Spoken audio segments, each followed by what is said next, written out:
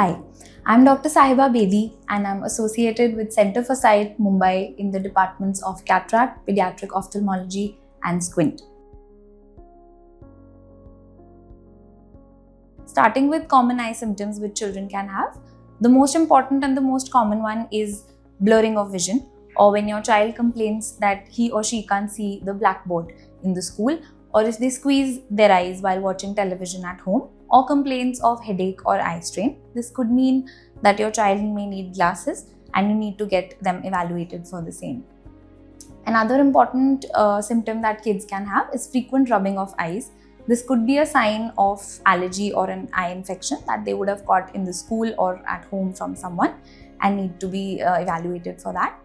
Another common important symptom or sign is cross eyes, which is also known as squint, which basically means that the alignment of both the eyes is not correct, and based on that direction, the eyes could be pointing in different directions. Another important commonly seen symptom, more so in newborn babies and children less than 1 year of age, is frequent watering of eyes. It could be from one eye or both the eyes. So that could happen if sometimes after birth, if the nasolacrimal duct, which is a duct in the bone of the nose that drains the tears from eyes via the nose to the throat, is blocked. So a lot of babies do come with that frequent sign as well. That also needs to be evaluated and treated for. Moving on to the diagnostic tests that we can do in children.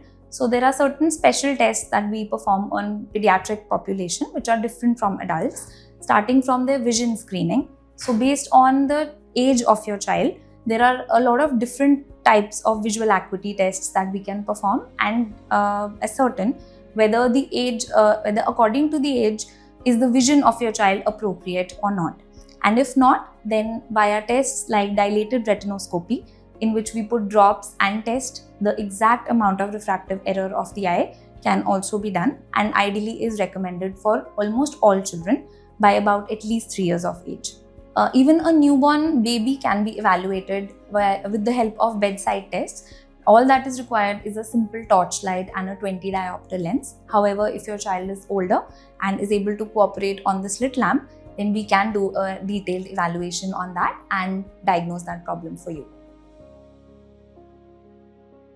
So lastly, to conclude, I'd like to say that regular eye evaluations, screening well in time, a healthy lifestyle of your child, and prompt treatment of any eye problem goes a long way in treating and ensuring that your child's vision stays sharp as they grow.